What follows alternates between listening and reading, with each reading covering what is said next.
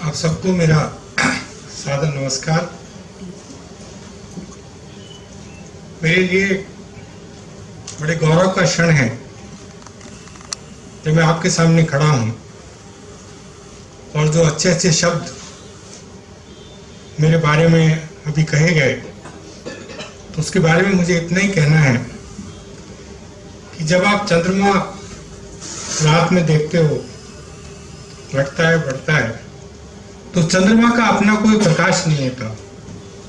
जब सूरज का प्रकाश उसके ऊपर पड़ता है तो जितने हिस्से के ऊपर सूरज का प्रकाश पड़ता है, आधा है, पूरा है, तो वो कहते हैं आज 14 का चांद है, आज 8 का चांद है। चंद्रमा की अपनी कोई प्रकाश नहीं होती, तो मेरा अपना कोई प्रकाश नहीं है। अब्दुल कलाम साहब का प्रकाश जब मेरे ऊपर पड़ता है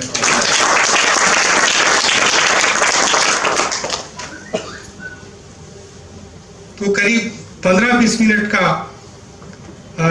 समय जो मुझे दिया गया है उसको मैं 3 भागों में विभाजित करूंगा, 5-5 मिनट के, क्योंकि कलाम साहब समय के बड़े पाबंद थे और जितना समय मिलता था उसके बाद वो बाहर भेज दिया करते थे, और अगर आप अपनी बात नहीं कह पाए तो नुकसान आपका है।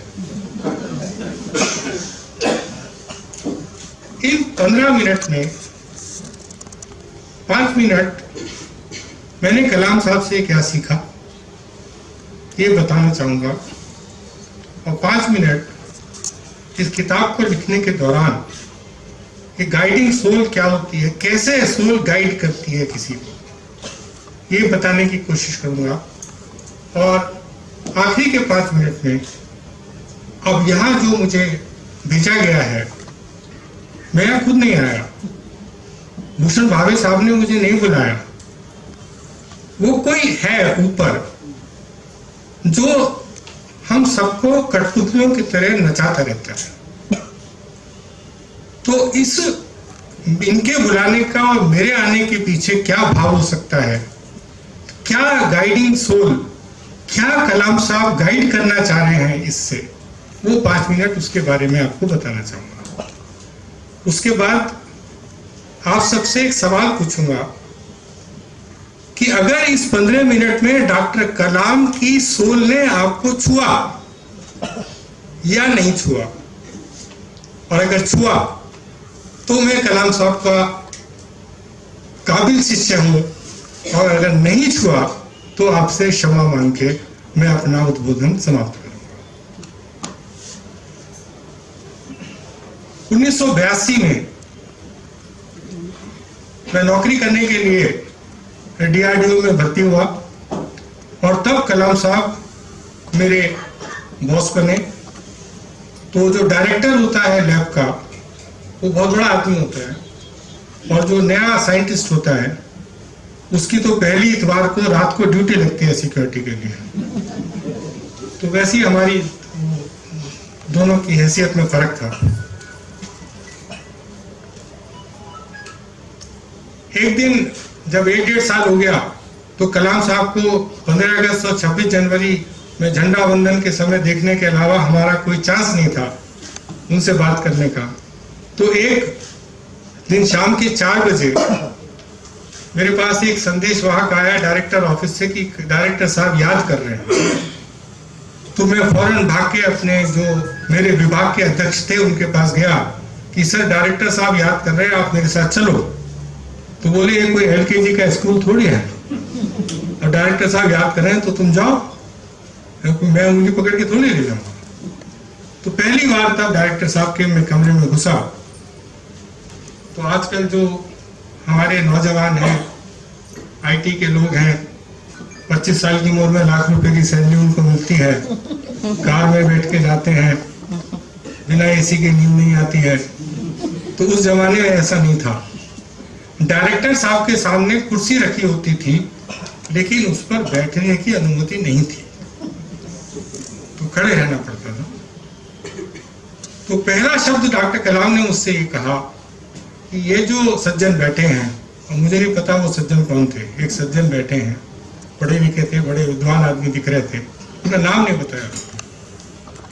ये कह रहे हैं कि जो हमारे मिसाइल के अंदर एयर बॉटल होती है, जो 15 CDV6 स्टील से बनाई जाती है, इनका ये कहना है कि वो टाइटेनियम से बनाई जा रही है। अब ना तो मुझे ये पता कि एयर बॉटल मिसाइल की क्या होती है, और ना मुझे ये पता कि टाइटेनियम क्या होता है। लेकिन हमारे उत्तर भारत के लोग थोड़ा चतुर होते हैं, उन्हें कुछ भी नहीं पता होता फिर भी कुछ बता देते हैं। ऐसी ट्रेनिंग लेके भी हमसे है।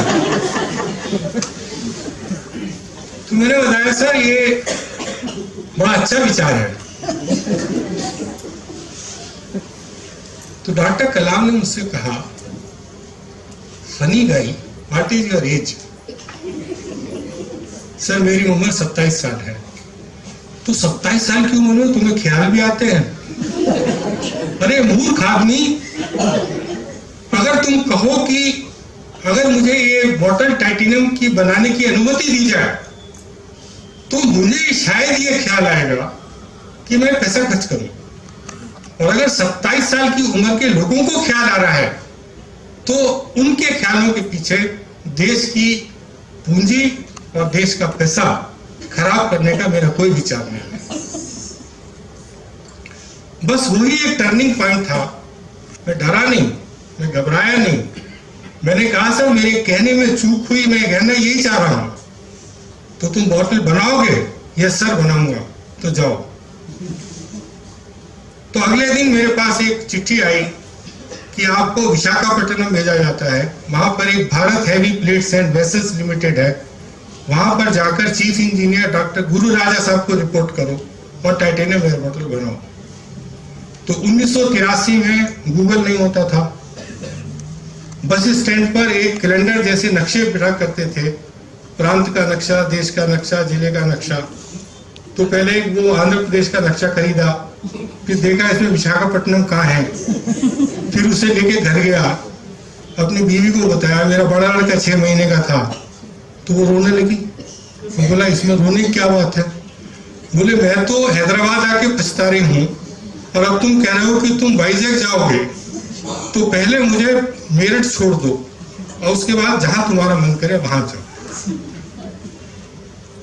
तो ये उदाहरण मैं आपको इसलिए बताना चाह रहा हूं कि जीवन जो है वो कोई एनिमेशन प्रोग्राम नहीं है जैसे कंप्यूटर में आजकल होता है, बटन दबाया तो चिड़िया बड़ी हो गई, फिर वहां उड़ गई, पूंछ भी लंबी हो जाती है, टूटती नहीं है। ऐसा नहीं है। जीवन के अंदर एक एक कदम बढ़ना पड़ता है, ठोकर खानी पड़ती है, बीवी की बात सुननी पड़ती है, बॉस की बात सुननी पड़ती है, नौकरी बचानी पड़ती है, घर बचाना पड़ता है, तब जाकर कहीं 62 साल की उम्र में यहाँ खड़े होकर बोलने के लिए बुलाया जाता है।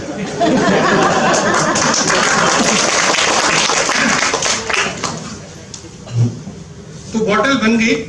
उसके बाद कलाम साहब ने मुझे फ्रांस भेजा, क्योंकि पहली बार हिंदुस्तान में बॉटल बनाई गई थी तो यहाँ कोई सुविधाएं नहीं थी। तो मैं फ्रांस गया, मेरी उम्र 30 साल की भी नहीं थी। और उसके बाद जो उन्होंने एक सड़क से उठा के जो एक ऐसे करके ऊपर बनाते हैं, उस तरह से उन्होंने मेरे को बनाया और सारी दुनिया में मेरा नाम हुआ, देश में मेरा नाम हुआ। उसके बाद मैंने कलाम साहब से रिक्वेस्ट की कि सर ये मिसाइल वगैरह बहुत अच्छे लग रहे हैं बनाने में, पर मेरे मन में शांति नहीं है। क्या मतलब इसका ये क्या काम है ये मिसाइल बनाने का? तो उन्होंने कहा कि ये now you are a good guy. मैं भी ऐसे ही सोच रहा हूँ, मेरी भी समझ में यही आ रहा है। तो ये जो प्रौद्योगिकी है, ये जो टेक्नोलॉजी है जो मिसाइल बनाने में काम आती है, क्या हम इसका इस्तेमाल एक ऐसे गरीब हिंदुस्तानी के लिए भी कर सकते हैं जिसके श्रम और जिसके पैसे से ये बड़े बड़े दिल्ली और ये जो पूरे संसद भवन बने हुए हैं, उसके लिए क्या कुछ इस तकनीक का इस्तेमाल कर सकते हैं? तकनीक तो तकनीक होती है, आटा तो आटा होता है, पूरी बना लो, पराठा बना लो या चपाती बना लो। तकनीक तो तकनीक का 94 में आया करता था। हमने जब बनाया तो वो तो 500 रुपए का भी नहीं बना, क्योंकि घर का खाना होता है वो तो ऐसे ही बन जाता है। 50 रुपए में पूरा घर खा लेता है। और होटल में आजकल बैरे को 50 रुपए टिप दो तो वापस कर देता है कि गरीबों से हम टिप नहीं लेते हैं। तो स्टंट बना और एक नई सोच बनी। तो पहले जब कलाम साहब से कहा कि सर मुझे एक अनुमति दीजिए कि मैं आपकी आत्मकथा लिखूं, तो उन्होंने कहा तुम मक्खन लगाना चाहते हो मुझे? मैं बोला सर आपके ऊपर मक्खन कहाँ लगने वाला है, आप तो अच्छे अच्छों के मक्खन उतार देते हो, माखन चोर हो आप तो। मैं इसलिए आपकी कहानी लिखना चाहता हूँ कि इस देश की जिसका नाम भारत है, इसकी एक ऐसी महानता है कि रामेश्वरम जैसे सुदूर जगह जहां पर आज की तारीख में भी जाने आने की कोई बराबर की व्यवस्था नहीं है, वहां एक अनपढ़ मुसलमान के घर में आपके जैसा एक बच्चा पैदा होता है जो मिशनरी स्कूलों में पढ़ता है, सरकारी यूनिवर्सिटियों के अंदर इंजीनियरिंग करता है, और उसको जो है कोई भी ऐसी बड़ी चीज, सैटेलाइट लॉन्च व्हीकल हो, मिसाइल हो, परमाणु शक्ति, कोई सा ऐसा काम जो देश उसे देने में हिचकिचाता नहीं है, और जो उस काम को करने के लिए अपना तन मन धन निछावर कर देता है, तो उस देश की महानता की कहानी मैं आपके सहारे इस विश्व को बताना चाहता हूं। ये इसी देश में ऐसा होता है और किसी देश में ऐसा नहीं होता। तो तब उनकी अनुमति से हमने एक किताब लिखी जिसका नाम विंग्स ऑफ फायर है। 99 में वो लिखी, और आज जमाना गुजर गया, 17 साल हो गए, 15 लाख प्रतियां उस किताब की बिक चुकी हैं, 18 भाषाओं में उसका अनुवाद हो चुका है, और 9 विदेशी भाषाओं में उसका अनुवाद हो चुका है। और कोई भी ऐसा इंसान नहीं होगा हिंदुस्तान में जिसको विंग्स ऑफ फायर के बारे में ना पता हो। तो जब वो किताब लेकर मैं अपनी माँ के पास गया, और मेरी माँ का नाम उपासना तिवारी है, तो ये देश एक है, गोवा में भी उपासना नाम रखा जाता है, उत्तर प्रदेश में भी उपासना नाम रखा जाता है, किसी को भ्रम ना रहे, ये देश एक है।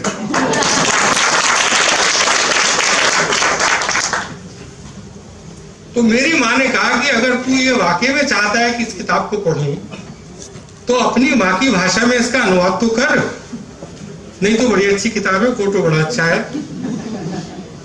तो उन्होंने मुझे आदेश दिया कि इसको माँ की भाषा में अनुवाद करो। फिर वो हिंदी में अग्नि की उड़ान बनी, और उसके बाद तो हर भाषा में उसका रूपांतरण हुआ। तब हमारी समझ में आया, जब माँ ने बताया कि माँ से बात करनी है तो माँ की भाषा से बात करनी पड़ेगी।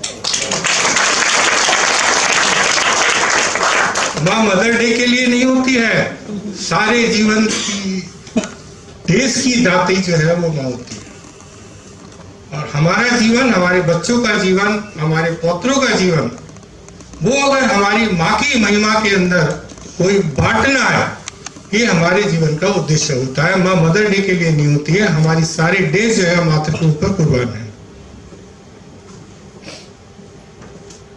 तो अब जो 5 मिनट खत्म हो गए, ये कहानी खत्म हो गई। अब मैं दूसरी तरफ आता हूँ कि ये जो कोंकणी में आपने इसका अनुवाद किया, और आज इस मंच के ऊपर आप सबके सामने मुझे बोलने का मौका मिला, तो ये जो मातृभाषा है, अब जो विज्ञान की जो आधुनिकतम सोच है, जिसको नैनो टेक्नोलॉजी बोलते हैं, नैनो, बायो, इन्फो, कॉग्नो, इन तीनों टेक्नोलॉजी का संगम हो रहा है। कल एनआईटी के अंदर भावे साहब ने मुझे इनवाइट किया है, तो वहां उन बच्चों के साथ में ये सब बातें करने वाला हूं। तो अब ये बताया गया है, पहले ये कहा जाता था कि बीमारियां जो हैं वो जीवाणुओं की वजह से होती हैं, हैजा हो जाता है और चेचक हो जाती है, टाइफाइड हो जाता है। मगर अब तो ऐसी ऐसी बीमारियां हो गई हैं जिनके लिए बाहर की किसी जीवाणु की जरूरत ही नहीं है। हमारा ब्लड प्रेशर हम अपने आप बढ़ा लेते हैं, हमारे बाल अपने आप गिरने शुरू हो जाते हैं, रात को नींद नहीं आती, दिल की धड़कन जो है वो अपने आप कभी तेज हो जाती है, कभी मंदी हो जाती है, और जो हमारी पैनक्रियाज है वो इंसुलिन डालना बंद कर देती है।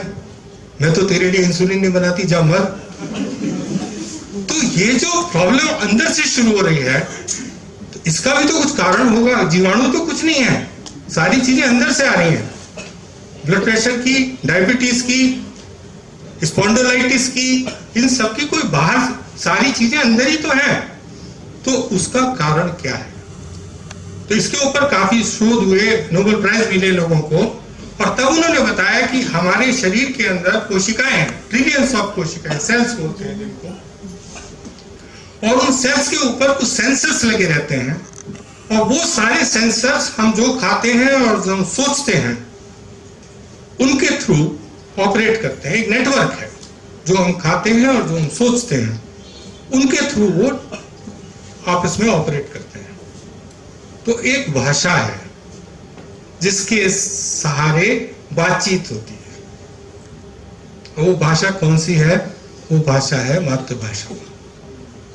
जब सुनना नहीं आता था और जब माँ हम रोते थे और वो हमको थपा के सुला लेती थी और वो जो हमारी समझ में आ जाता था और हम सो जाते थे, उंगली पकड़ के सो जाते थे कि सारी दुनिया सेफ है, कुछ नहीं होने वाला, तो वो भाषा, वो कोशिकाओं की भाषा है, वो भाषा स्वास्थ्य की भाषा है। उस भाषा को भूल जाओगे तो ब्लड प्रेशर भी होगा, डायबिटीज भी होगी और कैंसर तो होगा अवश्य।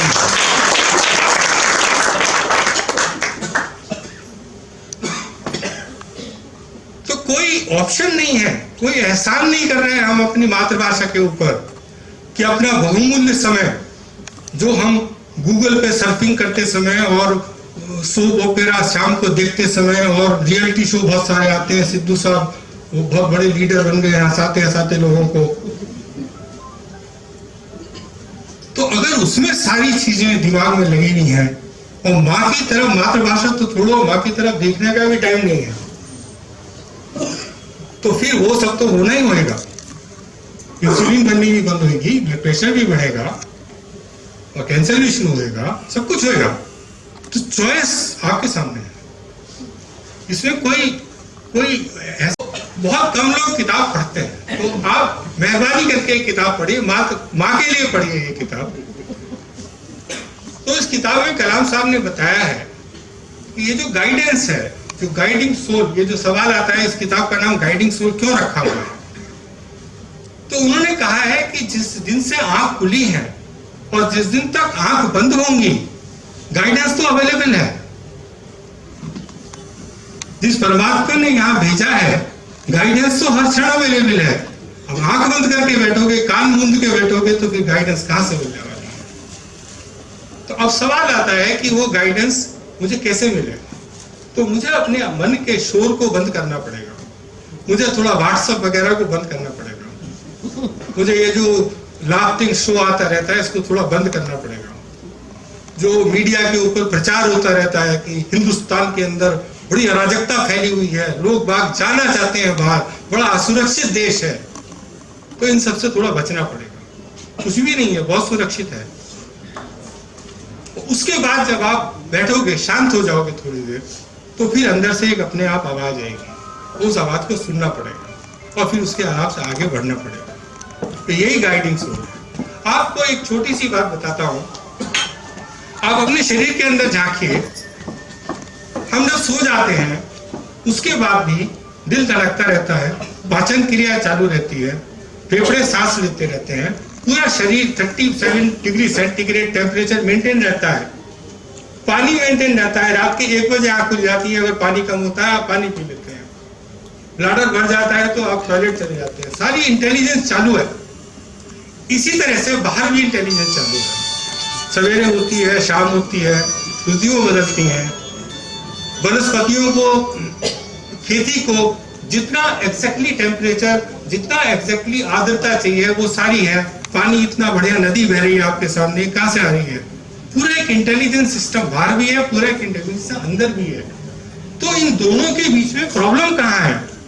जो अंदर की इंटेलिजेंस और बाहर की इंटेलिजेंस मिल नहीं रही है। तो वो जो प्रॉब्लम है दोनों के बीच में, वो ये मन है।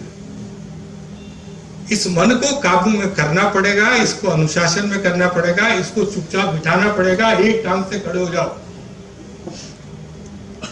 जब तक आप ये नहीं करोगे और ये मन के घोड़े दौड़ाते रहोगे, तब तक कोई गाइडेंस मिलने वाली नहीं है। गाइडेंस कोई उसी तो देगा जो रुक के रास्ता पूछेगा, जी ये रास्ता कहाँ जाता है। जो अपने आप ही भागा जा रहा है तो उसको वो पूछेगा ही नहीं किसी से, वो तो उसे यही नहीं पता मैं किस रास्ते में भाग रहा हूं। वो भागा जा रहा है। तो गाइडेंस उसको दी जाती है जो मुड़ के, रुख के, विनम्रता से पूछता है कि मैं यहां जाना चाहता हूं, क्या ये रास्ता उधर जाता है, उसको गाइडेंस दी जाती है। तो गाइडेंस अवेलेबल है, गाइडेंस की कमी नहीं है, आप अवेलेबल नहीं हो। तो आपको अवेलेबल होना है। आज शाम को आप जाएं तो आज शाम को आप जो जानना चाहो अंदर से उसका जवाब आ जाएगा। चाहत तो हो, मन तो हो जानने का। तो इन सब का सार ये है, अब आखिर के 2 मिनट, कि मैं ना भी जानना चाहूं तो कैसे मेरे अंदर ये प्रवृत्ति पैदा हो कि मुझे पता लगने लगे कि मेरे जीवन में क्या होना चाहिए और मुझे क्या काम करना चाहिए। तो उसके लिए कलाम साहब ने 3 बातें बताई। और वो 3 बातें कि एक तो पवित्रता बहुत जरूरी है, और तन की पवित्रता और मन की पवित्रता। तन की पवित्रता स्नान करना है, साफ सफाई रखनी है, तो तन की पवित्रता बहुत जरूरी है।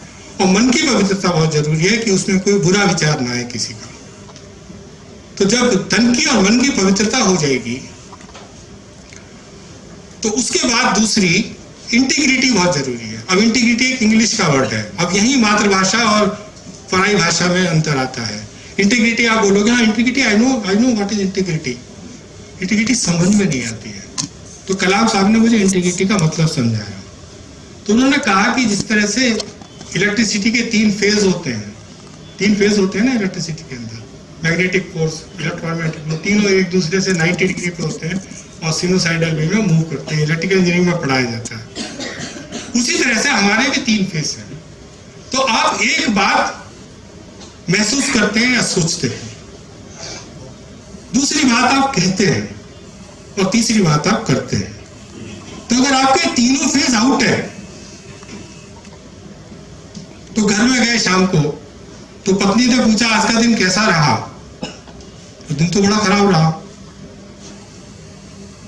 लेकिन फिर तो आप ये कह रहे हैं दिन बड़ा खराब रहा, बॉस ने बड़ी गाली दी और ये कहा नौकरी से निकाल दूंगा। लेकिन पत्नी से क्या कहेंगे, अच्छा रहा, दिन में क्या है, दिन तो रोज ही अच्छा रहता है, मैं तो घर से बाहर जाता हूं तो अच्छा ही रहता है दिन, बस घर में आने के बाद ही सारी प्रॉब्लम है। तो अब आप सोच पूछ रहे हैं, क्या कुछ आप रहे हैं। और उसके थोड़ी देर बाद पत्नी से बोले आज खाने में क्या बनाया है, चलो बाहर चल के खाते हैं। अब आप कर कुछ और रहे हैं। तो जब आप तीनों तरह आपने अपने आप को 3 भागों में बांट दिया है कि एक तो सोचने वाला, एक कहने वाला और एक करने वाला, तो भगवान किसकी बात सुने, आप खुद तो सोचो, कौन आपको गाइडेंस देगा। नहीं तुम्हें कहाँ जाना है, नहीं मुझे पता नहीं कहाँ जाना है। तुम्हें कौन से रास्ते पे जाना है, नहीं मेरे को कोई आइडिया नहीं होगा कौन से रास्ते पे जाना है। तो ठीक है खड़े रहो। तो हम सब की स्थिति ऐसी है। तो आशीर्वाद से, मेरी माँ के, कलाम साहब की दी हुई शिक्षा से कम तन और मन की पवित्रता आ गई है थोड़ी सी। कभी कभी इंटीग्रिटी में भटक जाता हूं, अभी भी हिम्मत नहीं होती, तो कह नहीं पाते जो कहना चाह रहे हैं, वो अभी बाकी है, वो लेसन बाकी है। और जहां तक तीसरी चीज है वो ईश्वर में विश्वास, कि जो इतनी बड़ी दुनिया चला रहा है वो मेरे जैसे आदमी की प्रॉब्लम भी सॉल्व कर ही देगा। अगर नहीं कर रहा है तो उसके पीछे कोई कारण होगा। जो सेव में खाना चाह रहा हूं उसके अंदर कीड़ा होगा। जिस आदमी के मैं पीछे भाग रहा हूं वो दूर और मक्कार होगा। तो इसलिए मेरा काम नहीं हो रहा होगा। तो जो मेरे लिए कल्याणकारी हो वो होगा, और जो मेरे कल्याणकारी ना हो वो ना होगा। तो ये तीसरा ईश्वर में विश्वास, तीनों चीजें अगर आपके अंदर आ जाएंगी तो आपको गाइडेंस मिलनी शुरू हो जाएगी। अपने गाइडेंस तो अवेलेबल है, आपको लेनी है खाली।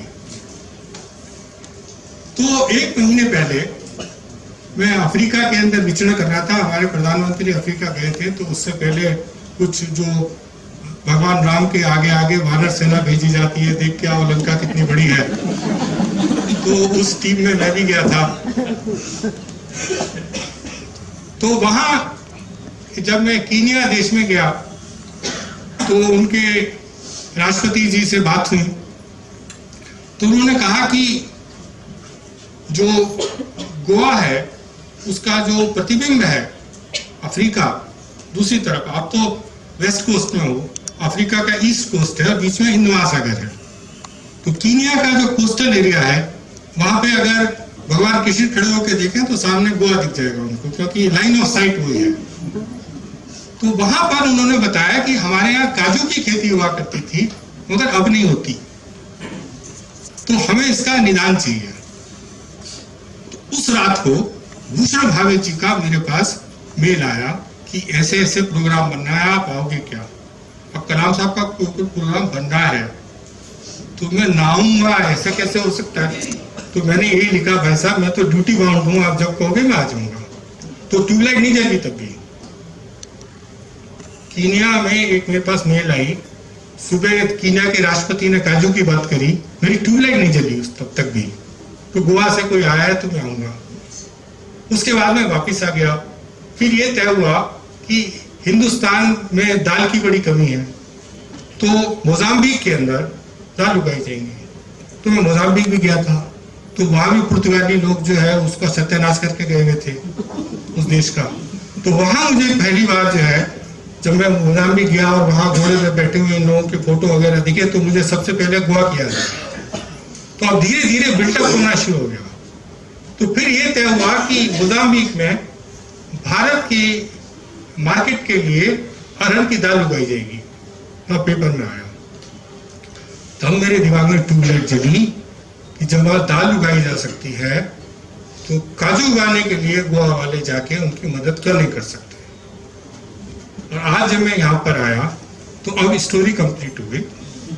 अब इसके बाद अगर हम इस पे आगे ना बढ़े, अगर हम गोवा को अफ्रीका में जाके ये ना बताएं कि विश्व के अंदर अगर सबसे अच्छे काजू उगाने किसी को आते हैं, प्रोसेस करने आते हैं, तो वो गोवा को आते हैं, तो हम नालायक हैं। तो हमें गाइडेंस लेनी नहीं आती, और अगर गाइडेंस लेनी आती है तो ये गाइडेंस है और इस पे आगे काम करना हमारा कर्तव्य है। आपका बहुत बहुत धन्यवाद। और अगर इस 15 मिनट में आपको कलाम साहब कहीं महसूस हुए अपने दिल के पास तो आप हाथ उठाइए, उनको बड़ी खुशी हुई। Thank you very much.